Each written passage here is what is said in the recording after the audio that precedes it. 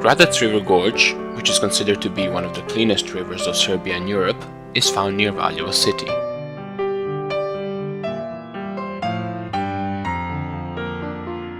As a starting point for the journey alongside the gorge, we've chosen the monastery Celia, which can be reached by an asphalt road which starts in Valjevo city. Following this road, you come to a crossroads and a decision must be made.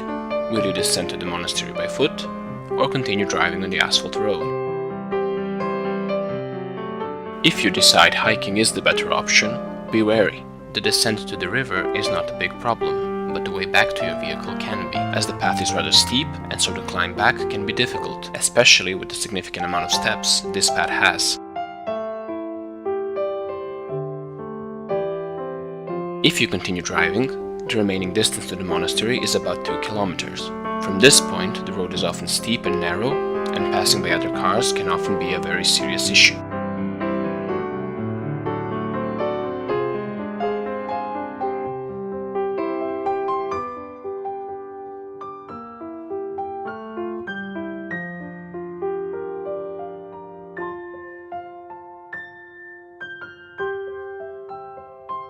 The first parking you reach is meant for the visitors of the gorge, and so you can freely park your vehicle there.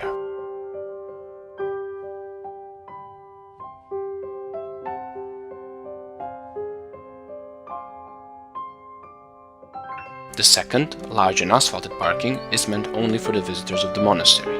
It is often locked in the afternoon hours, and so we advise that you leave your vehicle on the first, non-asphalted parking.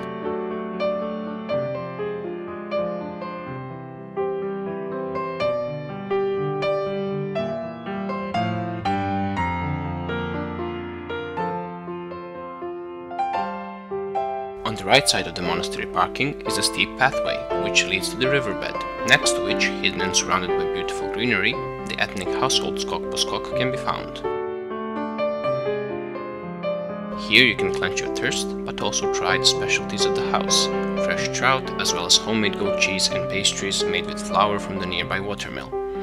Those who become charmed by the beautiful river and intact nature that surrounds them can also stay here overnight, as the household also offers rooms and an old cottage, which has been refurbished into a comfortable and pleasant lodging.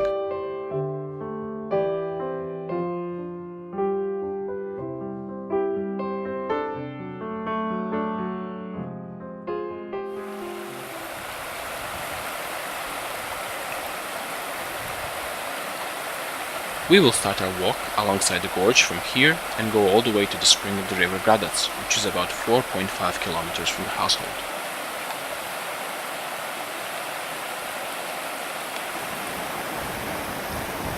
Gradac is a river which gets its water from multiple sources. A part of it comes from the mountain Pavlin thanks to a river which springs just below the mountain and descends underground after a few kilometers. It re-emerges near the village Bogatic in the shape of Gradac springs. The water from these springs is very clean and suitable for drinking.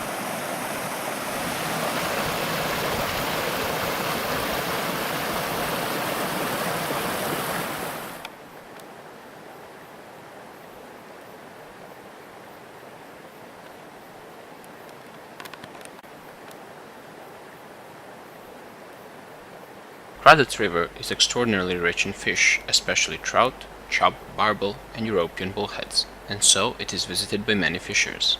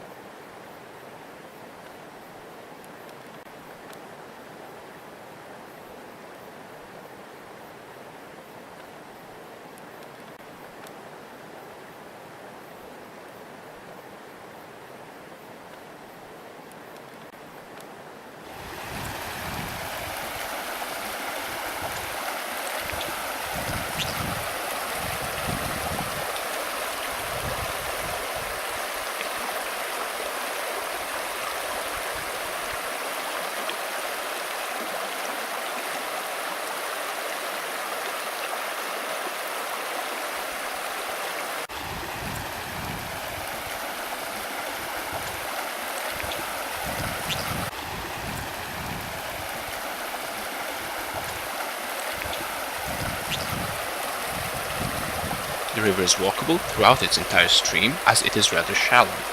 To pass through the gorge all the way to the Gradac springs, it is necessary to walk across the riverbed a few times.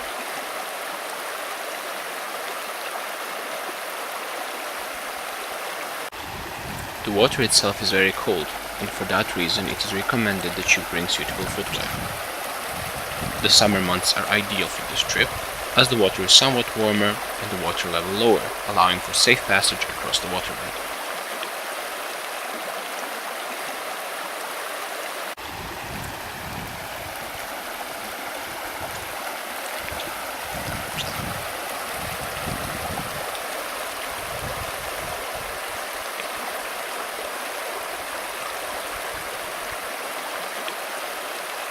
Certain parts of the river have been sealed off, and the water level is somewhat higher in those areas, making swimming possible if the cold doesn't bother you.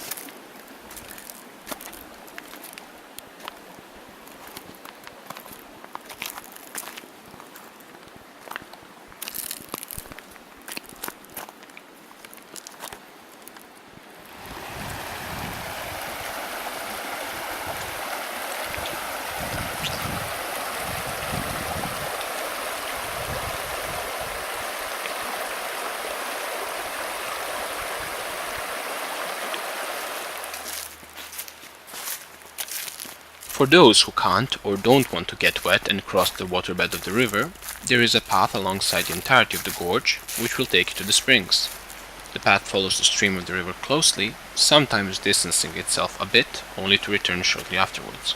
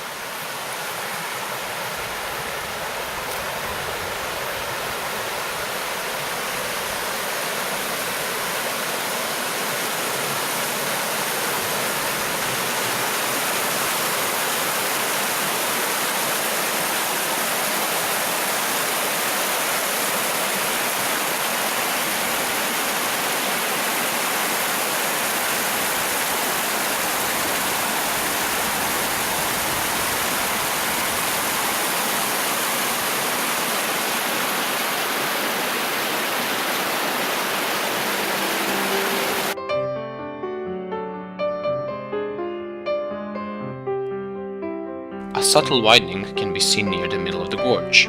A fishing camp with an unusual name, Barokka Konak Tetreboats, is located here.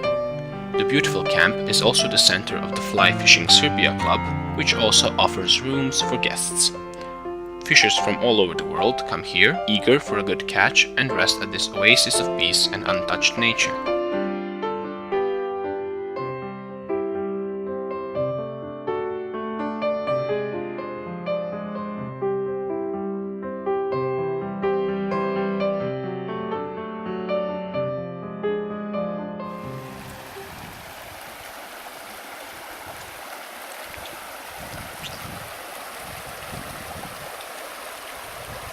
This place is ideal for fishers, as trout can easily be found hiding in the rapids of Gradac.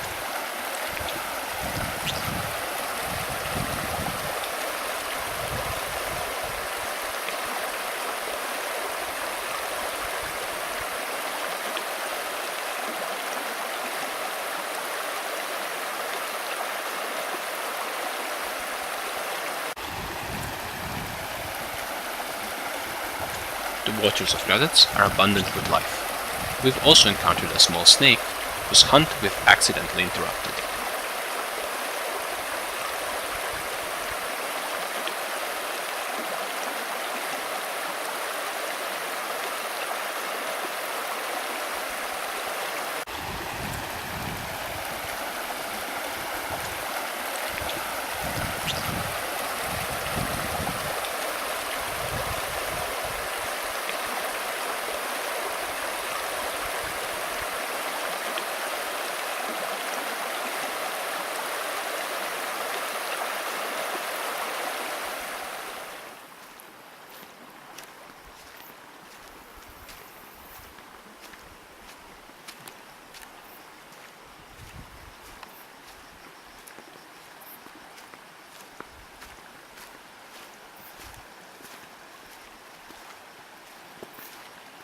We soon arrive at one of the most popular parts of the gorge.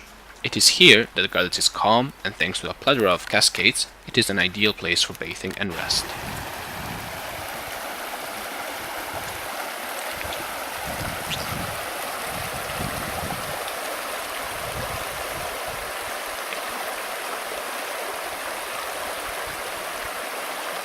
After this calm place, we come to the widest part of the gorge. This place is located under a moderately high cliff called Sharan. This cliff is part of a hill called Branik, on which remains of the city of Yerina can be found. This is what the people named the remains of forts and a religious object of the former city of Byzantine and Serbia. It is possible to climb from the gorge up to the remains of the city, but the path is steep and dangerous. Eco bivouac can be found beneath the cliff. It is a facility where the guard service of the Gradac Gorge is located. Coffee and refreshments can be ordered here, as well as lodging for those who want to experience what it's like living under truly natural conditions. What this means is that the facility has no bathrooms whatsoever, and so the guests have to make do with the Gradac River. There is also no electricity or water. This accommodation is only meant for the true lovers of nature, as it provides no benefits of civilization we are so used to.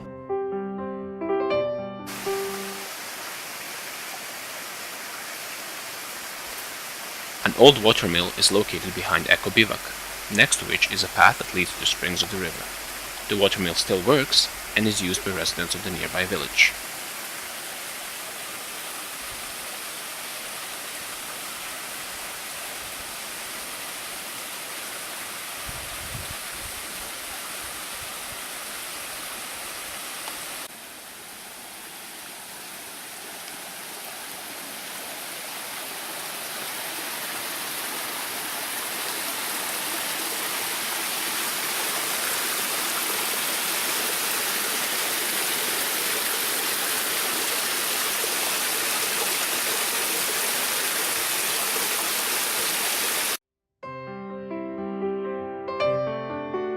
The last bit of the path to the spring leaves the river, as it first goes steeply uphill and then equally steeply downhill all the way to the springs.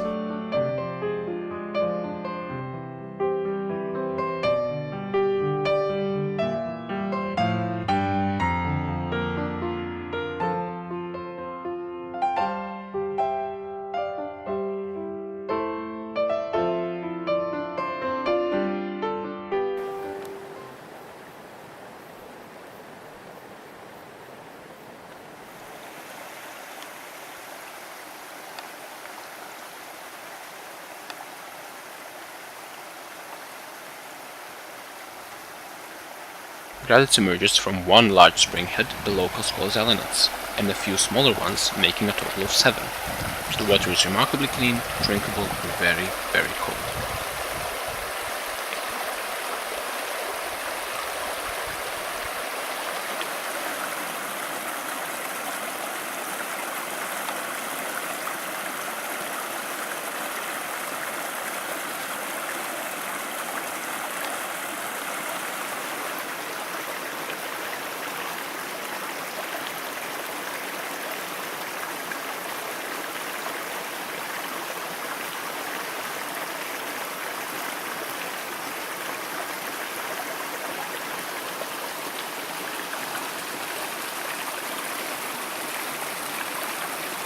Upstream from the springs is the riverbed of Suvaya, a temporary watercourse which sometimes fills Gradac with more water. The underground circulation of this water is happening underneath the riverbed and leads to the Kolovrat springhead, which is downstream from Zelanac, the main springhead.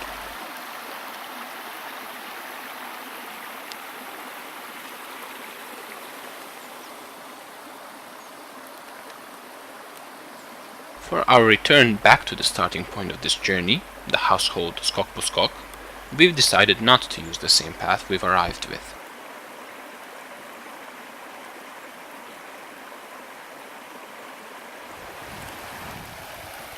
Since there are no finished paths right next to the river, we mostly walked across the waterbed, going from one riverside to the other.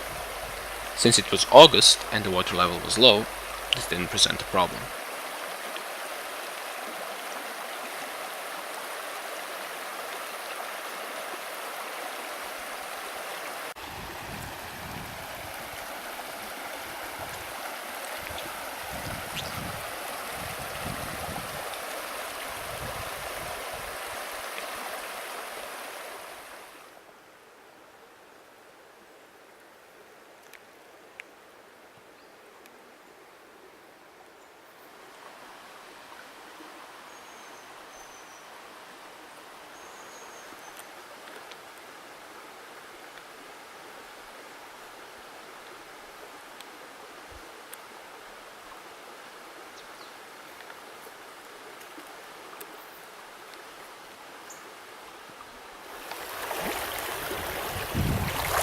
The water is extremely cold, which is why rubber boots instead of flip-flops would be a much better choice for those who decide to follow our lead.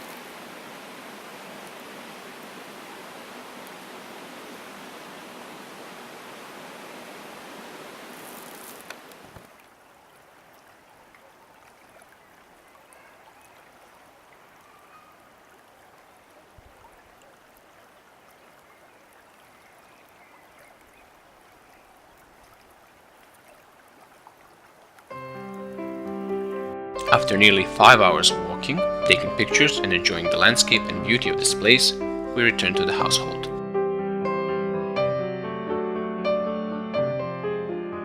With a cold beverage, grilled trout and a lovely conversation with the kind and friendly hosts of the household, we awaited dusk.